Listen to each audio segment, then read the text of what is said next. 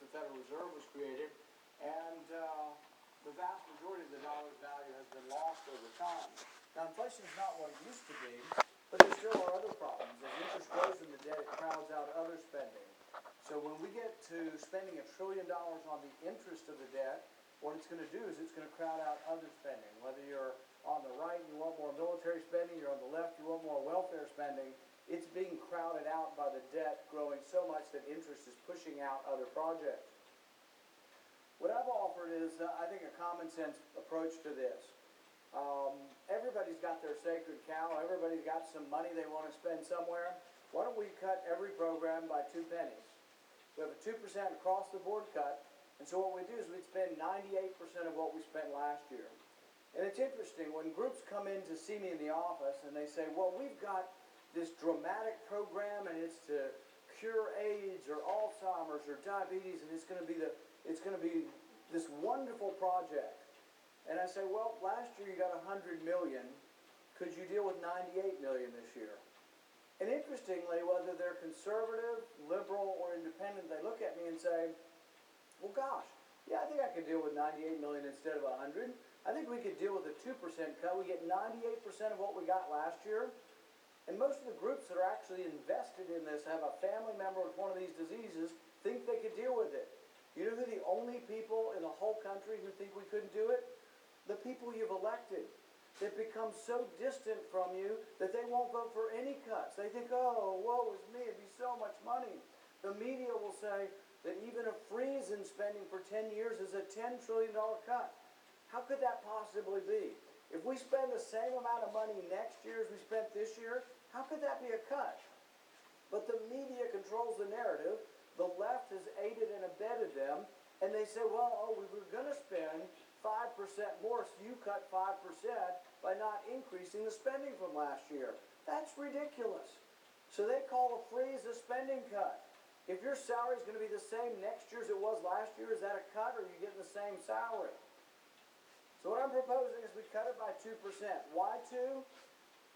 Well, we would like to balance the budget, ultimately. This is just the annual budget. It isn't getting rid of the debt, not the $22 trillion debt. It's just so we quit digging the hole deeper. For the first several years, I proposed this, and we called it the penny plan. We would cut 1% a year for 5 years, and the budget would balance in 5 years.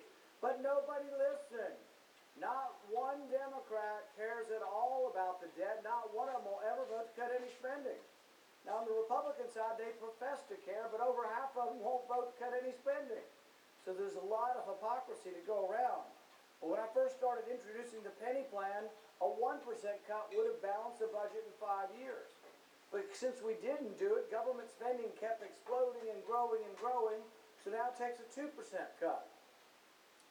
This would be a 2% cut of everything but Social Security. The problem is, though, nobody's introduced a bill in decades, or nobody's had a vote in decades on a bill to fix the real problem, which is entitlements. So many of the people will bemoan, oh, we could never fix it by cutting discretionary spending, so I'm not going to cut any. But that's the only thing we ever get to vote on, so that's what we're putting forward, a 2% cut. Still, in order to balance it, you would have to have a 2% cut of the entitlements as well. But we might as well start with what we're doing. And some people say, well, government is so essential. We would cut government, and what would happen to the people who depend on it? Let me give you an example of some of what your government's spending your money on. The National Science Foundation probably gets the award for some of the most ridiculous spending in all of your government. Even since the times of William Proxmire in the early 1970s, they would get the Golden Fleece Award. One of his first awards gave them an award for spending $50,000 to determine what makes you happy.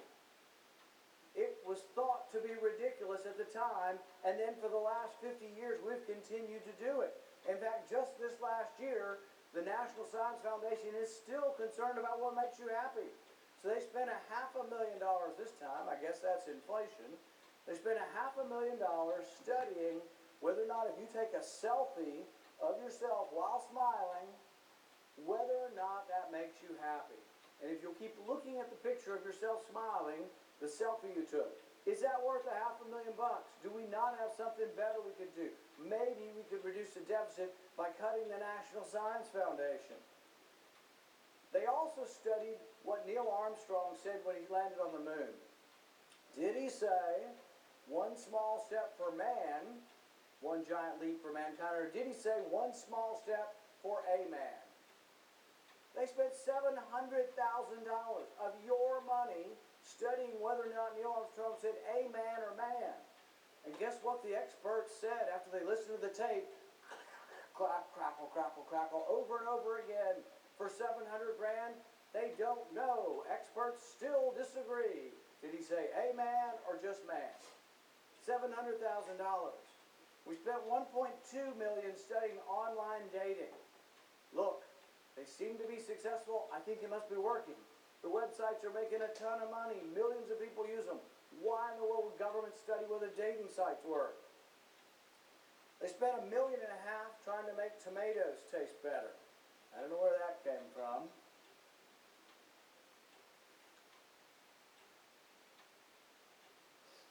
They funded a book on appreciating the metric system for $188,000. There was a conference sponsored on balding for $22,000. Department of Commerce got into the game. They developed a digital downs marker for football games for $130,000.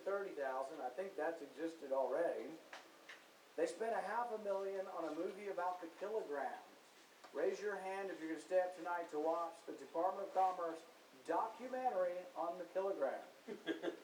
Funny. Department of Agriculture provides marketing assistance for specialty crops, including Christmas trees. It turns out there are more specialty crops than regular crops. $50,000 was given to the University of Georgia, to the state of Georgia, for marketing Christmas trees. The Department of Interior studied people's experiences with sea monsters in Alaska. $150,000. Now, I thought sea monsters were fake news, but I guess in an era of fake news, it's difficult to determine what is really fake news. But your government spent $150,000 studying sea monsters in Alaska. They built a parking lot at an Indian casino for $500,000. These casinos apparently make multiple millions of dollars a year, and we spent $500,000 paving a parking lot for a for-profit enterprise. Huh. Wow. Good work. We built a self-cleaning toilet in a New York park, city park. We gave $1 million to subsidize Lyft rides. I thought Uber and Lyft were doing quite well without our help.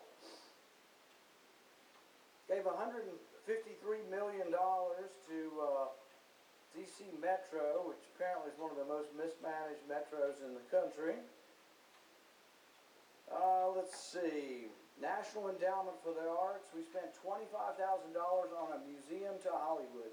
If there's any person in the country who really does not need any more adoration and the taxpayers to pay for adoration, it's Hollywood. But you spent $25,000 building a museum, so I guess they can appreciate themselves even more. In order to combat homelessness in LA, we paid to put on plays. Apparently, if you're homeless, it must make you feel better to watch street performers performing a play in front of you. We also paid to put on dances with cars. Now, while that may sound entertaining, it might be that we might have other things that we might want to spend that money on. But we're told every year we couldn't possibly cut any spending. There's no way we could do it. And I put forward these spending proposals because I ran for office and said we should balance the budget. I actually believed what I ran in. I thought I'd get here, and I thought there would be momentum, and Republicans, they all talked about the debt. See, I don't care. The Democrats are not going to vote for it. No Democrat will vote for a spending cut. Never have, never will. But the Republicans at least tell you they will, and then they don't.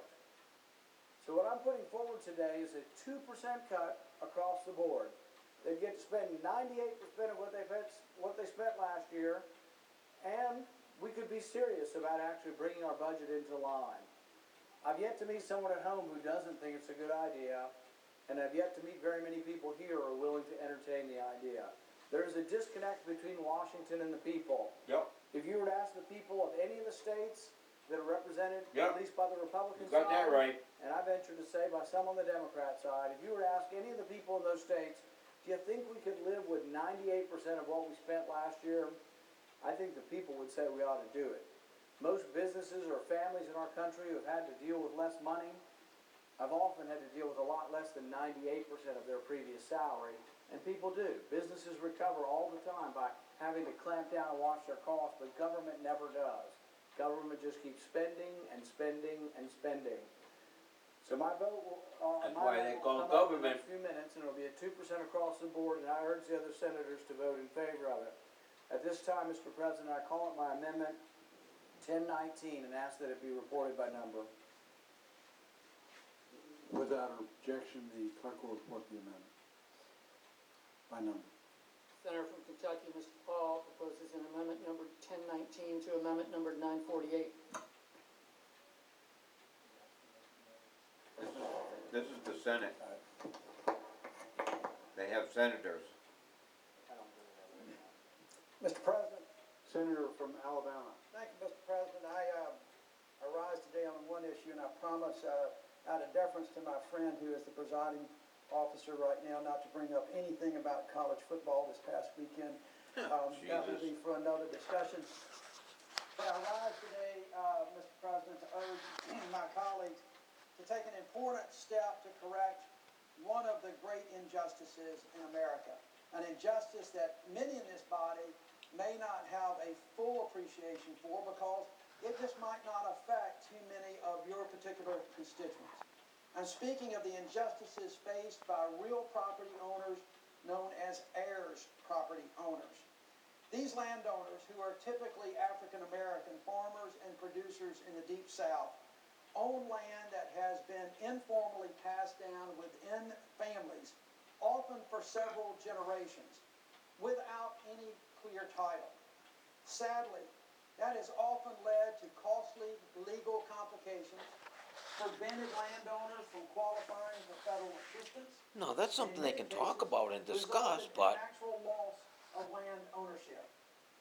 This issue all right, I don't wanna watch overwhelmingly anymore. impacts You heard African-American Rand land Paul. ownership, of which an estimated 60% damn, is can the heirs government spend property, money or and what? created barriers to building Unbelievable. generational wealth.